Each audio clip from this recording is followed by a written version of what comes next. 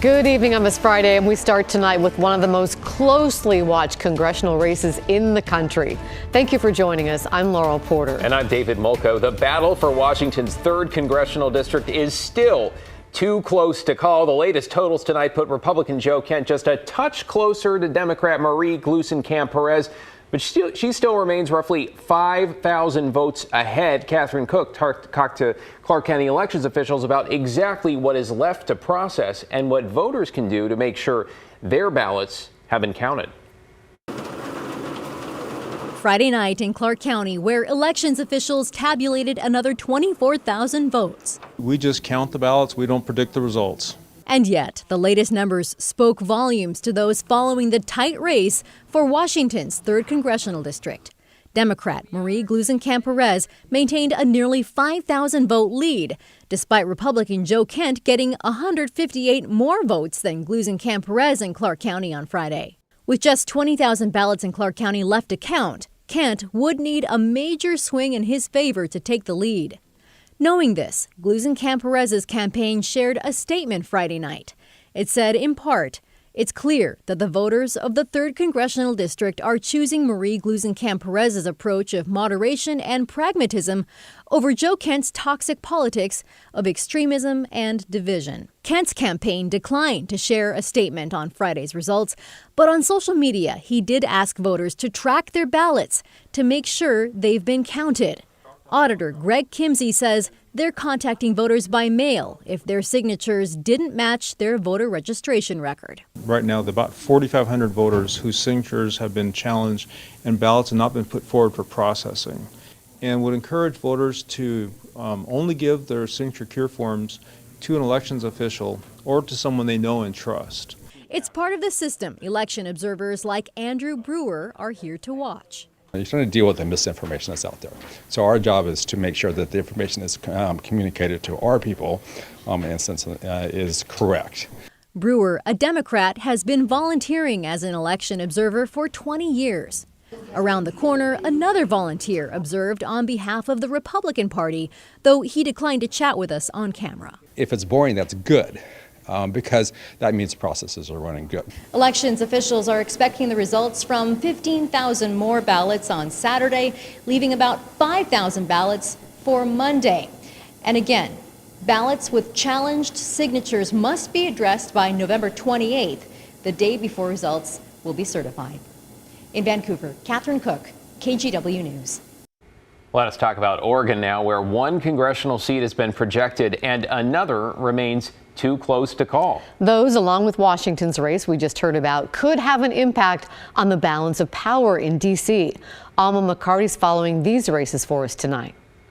David, Laurel, Republican Lori Chavez-DeRemer claimed victory with around 51% of the vote after the Oregonian called the race this morning. At this time, she's more than 6,000 votes ahead of Democrat Jamie McLeod-Skinner. She's the first Latina elected to Congress from Oregon and the first Republican woman to win a congressional seat in the state. In a statement, she thanked her family and supporters and again touted her bipartisan track record as mayor of Happy Valley, saying, in part, that is exactly what I promised to do as your next Congresswoman. This is a historic victory for Oregon, but the work starts now. McLeod-Skinner hasn't conceded yet, explaining today that most media outlets have not called the race, noting that there's thousands of ballots yet to be counted, and in Clackamas County alone, around 65,000. In a statement, she wrote, "It's still too soon to make any declaration on this race. We're going to continue to monitor the process to ensure every vote is counted." Over in the new 6th Congressional District, about 4,000 votes separate Democrat Andrea Salinas, who's ahead of Republican Mike Erickson. That race has not yet been called by the AP nor projected by the Oregonian. As for how this all shakes out in Congress, Chavez-DeRemer's win gives Republicans 212 seats. Democrats have 199 seats. 218 seats makes a majority. About 24 races across the country have yet to be decided. In the race for Oregon governor, Republican Christine Drazan has conceded tonight to Democrat Tina Kotek. While there are still ballots left to count, Kotek leads by about 65,000 votes. I am speaking with you today to concede the race for governor in the great state of Oregon. It was a hard-fought battle, and this is not the outcome that we hoped for. But I am grateful to have been a part of this process. I am grateful to have had the incredible opportunity to travel our state and meet with Oregonians. Kotek declared victory yesterday. She says her top 3 priorities after taking office will be the homeless crisis, expanding access to mental health and addiction treatment, and unifying the state. And turning to Portland's homeless crisis, Mayor Ted Wheeler is now proposing a $27 million down payment to get things moving on his new plan. The money would go toward construction and operating costs for 1 year. That is for 3 sites holding up to 250 people each. But the mayor cautions the project also needs funding from other sources. It's no surprise that this work requires a considerable amount of funding. I will continue to ask our federal partners, our governor-elect, leaders within the Metro regional government, and the incoming Multnomah County Chair to partner with us and to provide the services and resources needed to do the hard work ahead of us. And that hard work also includes a lot of small details. Willamette Week reporting the sites will provide 2 meals a day, basic hygiene services, and access to housing assistance.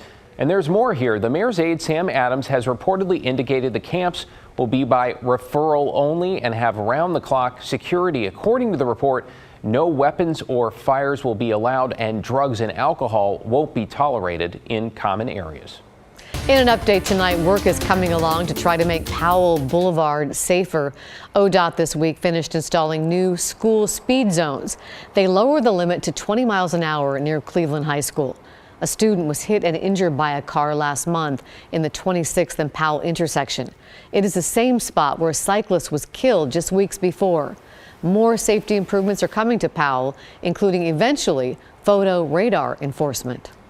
Oregon agriculture officials are going after these pesky guys. They just got $500,000 in funding to work to exterminate emerald ash borers. The beetle is an invasive species that infests ash trees. Officials say they could devastate Oregon habitats. The beetles were first sighted in Forest Grove this summer. The state wants anyone who spots them to call the Oregon Invasive Species Council hotline.